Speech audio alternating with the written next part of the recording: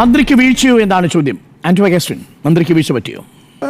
അരുൺ സാറേ, സാധാരണ ഒരു സർക്കാർ അധികാരത്തിൽ വന്നാൽ ആദ്യം ജനങ്ങൾക്ക് ചെയ്യേണ്ട രണ്ട് കാര്യങ്ങളെന്ന് പറയുന്നത് അവരുടെ ജീവനും സ്വത്തിനും സംരക്ഷണം കൊടുക്കുക എന്നുള്ളതാണ്. ഇവിടെ എന്ത് ജീവനാണ് സംരക്ഷിച്ചതെന്നുള്ളതാണ്.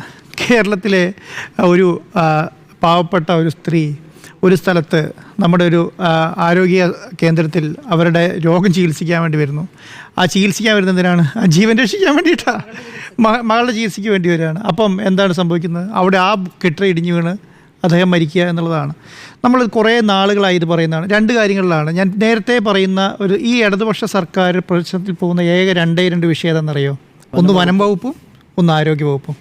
എത്രയോ നാളെ ഞാൻ റിപ്പോർട്ടർ TV തുടങ്ങിയ കാലം തുടങ്ങി പറയുന്നുണ്ട്. എന്തുകൊണ്ടാണ് അങ്ങനെ പറയുന്നത്?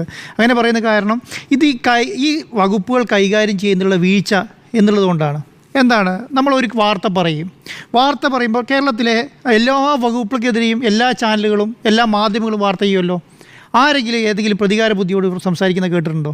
ഏതെങ്കിലും ഒരു മന്ത്രി? 21 മന്ത്രിമാരില്ലേ, ഒരാൾ പ്രതികരിക്കുന്നുണ്ടല്ലോ. പക്ഷേ വീണ ജോർജിനെതിരെ ഒരു വാർത്ത വന്നാൽ അതിന് പ്രതികരിച്ചിട്ടുണ്ടാവും. അത് പ്രതികരിച്ചാൽ പറയും, അപ്പോൾ നമ്മളോട് എന്താ പറയുകയെന്നറിയോ? ഇത് നിങ്ങൾ അവർക്കെതിരെ വ്യക്തിപരമായി അധിക്ഷേപിക്കുകയാണ്, വ്യക്തിപരമായി ആക്രമിക്കുകയാണ് എന്ന് പറയും.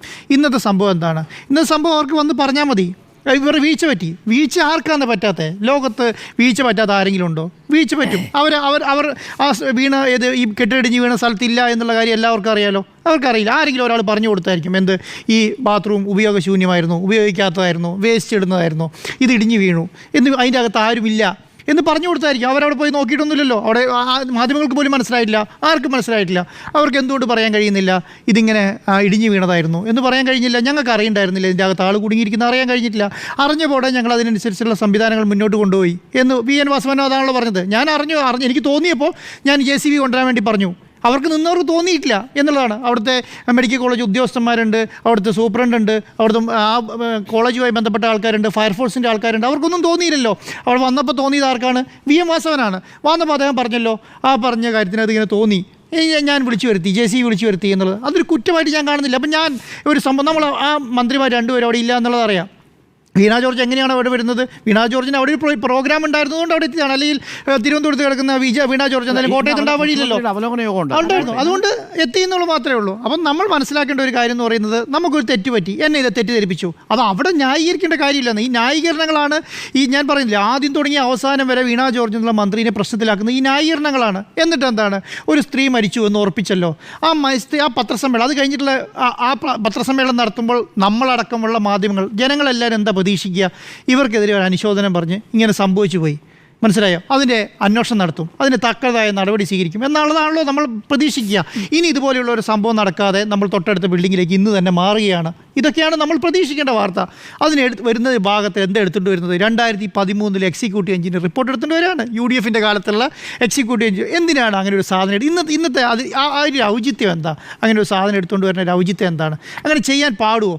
അവരൊരു മാധ്യമപ്രവർത്തകയായിരുന്ന സ്ത്രീയാണെന്നല്ലോ, ഒരു മന്ത്രിയായിരുന്നു എന്നാണല്ലോ പറയുന്നത്. അപ്പോൾ അവരെ സംബന്ധിച്ചിടത്തോളം അവർക്ക് അറിയാമല്ലോ എന്താണ് ഒരു മാധ്യമ സ്ഥാപനം, ഒരു മാധ്യമ പ്രവർത്തനം ചെയ്യുക എന്നും എങ്ങനെയാണ് അതിനെ വാർത്തയായി കൊടുക്കുക എന്നുള്ള അറിയാം. ആ ആൾ തന്നെ എടുത്തിട്ട് വരികയാണ്. എന്നിട്ട് എന്താണ് പറയുന്നത്?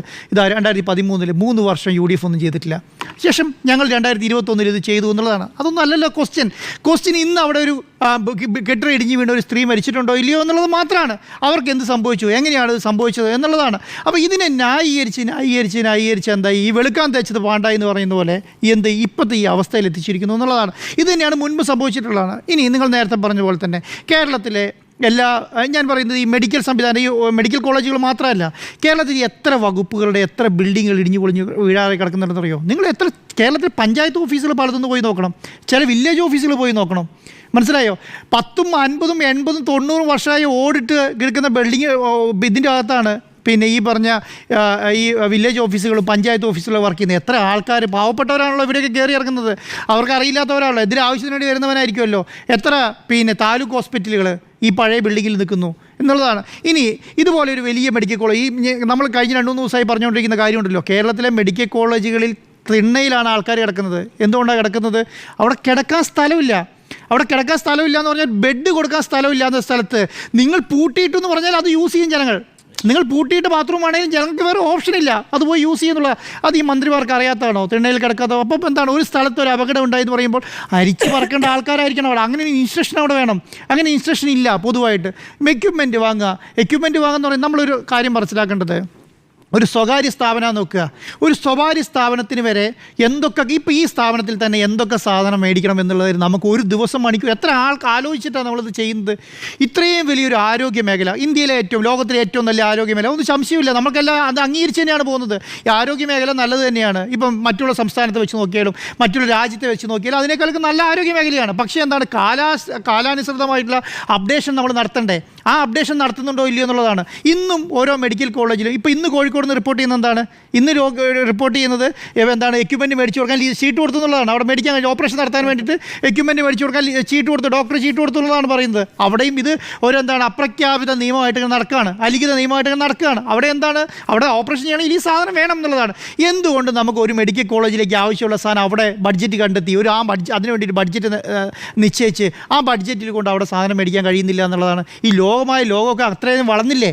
മനസ്സിലായില്ലേ? ഒരു മൊബൈൽ ആപ്പിൻ്റെ അകത്ത് ലോക ട്രാൻസാക്ഷൻ മുഴുവൻ നടക്കുന്ന കാലമായി മാറി. ഒരു മൊബൈൽ ആപ്പ്, നമ്മൾ ഗൂഗിൾ പേ എന്ന് പറയുന്ന സമയത്ത് നിങ്ങളും ഞാനും ഇവരും എല്ലാം ട്രാൻസ്ഫർ ചെയ്തുകൊണ്ടിരിക്കുകയല്ലേ? അത്രയധികം ലോകം വളർന്നു. എന്നിട്ട് നമുക്ക് എന്താണ്, നമ്മുടെ സർക്കാർ സംവിധാനത്തിൻ്റെ അകത്ത് ഒരു സ്ഥാപനത്തിൻ്റെ അതിൻ്റെ മേധാവിക്ക് ആ സ്ഥാപനം നടത്തിക്കൊണ്ട് പോകാനുള്ള മുഴുവൻ പവർ കൊടുക്കാൻ കഴിയുന്നില്ല എന്നാണ്. അതിനൊരു ബഡ്ജറ്റ് ഇല്ല. അതിൻ്റെ ബഡ്ജറ്റ് എങ്ങനെയാണ്? 6,000 കോടി 7,000 കോടി ടോട്ടലായിട്ട് വകയിരുത്തിയിട്ട് എന്താണ്, ഇത് നടക്കാത്ത ഈ ബഡ്ജറ്റ് തുടങ്ങി തട്ടിപ്പാണ്. ബഡ്ജറ്റ് തുടങ്ങി 10,000 കോടി വകയിരുത്തും. എന്നിട്ട് അതിൻ്റെ അവസാനം എടുത്ത് നോക്കുമ്പോൾ 2,000 കോടി കൊടുത്തിട്ടുണ്ടാവും. ബാക്കി 4,000 കോടി എവിടുന്ന? 4,000 കോടി ഇല്ല. മനസ്സിലായോ? അപ്പോൾ വകയിരുത്തുന്നതൊന്ന്, ചെയ്യുന്നതൊന്നും മറ്റൊന്നും വേറെ. ഇത് നടപ്പിലാക്കാൻ സിസ്റ്റം ഇല്ല എന്നുള്ളതാണ്. കേരളത്തിലെ മെഡിക്കൽ കോളേജുകളുടെ അവസ്ഥ ഞാൻ നേരത്തെ പറയുന്നുണ്ട്. എന്താണ്, കേരളത്തിലെ മെഡിക്കൽ കോളേജുകൾ, എല്ലാ മെഡിക്കൽ കോളേജുകളും ആരോഗ്യ മേഖലയ്ക്കും സംവിധാനം വേറെ വേണം. കാരണം എന്താണ്, ജീവൻ സംരക്ഷിക്കാൻ വേണ്ടിയിട്ടല്ലേ. ആന കുത്തിക്കൊല്ലാൻ വരുന്നതിന് നമ്മളെന്താ പറയുന്നത്? ആനയോട് വരാതിരിക്കാൻ പറഞ്ഞാൽ ആന വരാതിരിക്കില്ലല്ലോ. അതിന് ഫെൻസിങ് ഇടുക എന്നുള്ളത് ഓപ്ഷനുള്ളൂ. മരുന്ന് പിന്നെ എന്താണ്, ആവശ്യപ്പെട്ട് രോഗികൾ വരുന്ന സമയത്ത് 10 മരുന്ന് എഴുതി കൊടുക്കും. എന്നിട്ട് എന്താ, അതിന് 5 എണ്ണം മാത്രമേ മെഡിക്കൽ കോളേജിൽ ഉണ്ടാവുള്ളൂ. 5 എണ്ണം അന്വേഷിച്ച് ലോകം നടക്കും. അത് റീഇംബേഴ്സ് ചെയ്യാൻ വേണ്ടിയിട്ട് അതിനേക്കാളും പ്രാവശ്യം ക്യൂ നിൽക്കണം. ഇതാണ് കേരളത്തിലെ പൊതുവായ സംവിധാനം എന്ന് പറയുന്നത്. അപ്പോൾ ഇനിയെങ്കിലും നമ്മുടെ സംവിധാനത്തെ ഇങ്ങനെയുള്ള കാര്യങ്ങളെ കൈകാര്യം ചെയ്യുന്ന ഒരു തന്മയത്വം വേണം. ഒരു മന്ത്രി എന്നുള്ള നിലയ്ക്ക് ഒരു തന്മയത്വം, ഒരു പ്രശ്നം ഉണ്ടായാൽ അതിനെ കൈകാര്യം ചെയ്യുന്ന ഒരു തന്മയത്വത്തോട് കൈകാര്യം ചെയ്യട്ടെ. ഞാനിവർ കുറ്റപ്പെടുത്തുന്നൊന്നുമില്ല കേട്ടോ. കുറ്റപ്പെടുത്തിയിട്ട് കാര്യമില്ല. നമ്മളങ്ങനെ വെറുതെ ഒരു കാര്യം സംഭവിച്ചു അതിനുവേണ്ടി ഇങ്ങനെ കുറ്റപ്പെടുത്തി അതാണ് മന്ത്രിക്കെതിരെ പറയുക എന്നുള്ളതൊന്നുമല്ലല്ലോ. പക്ഷേ എന്താണ്, മാറ്റം വരണം. അത് മാറ്റം വന്നില്ലേ, അത് പറഞ്ഞു കൊടുക്കാനുള്ള ആൾക്കാർ അതിന് പറഞ്ഞു കൊടുക്കണം. നിങ്ങൾ ഇങ്ങനെ പെരുമാറരുത്. ഇത് ഞാൻ പറയുന്നത് അറിയോ, പണ്ട് കാല കാരണന്മാർ പറയും, നിങ്ങളൊരു തെറ്റ് ചെയ്താൽ ചൂണ്ടിക്കാണിച്ചാൽ പിന്നെ ചെയ്യാത്തത്. പണ്ടൊക്കെ തെറ്റിയ സമയത്ത് ഇതുപോലെ മാധ്യമങ്ങളെയും മറ്റവരെയും ചീത്ത പറഞ്ഞ സമയത്ത് ഏതെങ്കിലും ഒരു പാർട്ടിയുടെ നേതാവോ ഏതെങ്കിലും ഒരു മന്ത്രിസഭയിലെ മന്ത്രിമാരോ അല്ലെങ്കിൽ മുഖ്യമന്ത്രിയോ ഇതിങ്ങനെ ചെയ്യരുതെന്ന് പറഞ്ഞായിരുന്നെങ്കിൽ ഇനി അവസ്ഥ ഉണ്ടാവില്ല.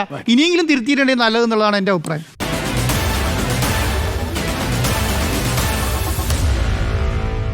Meet the editors.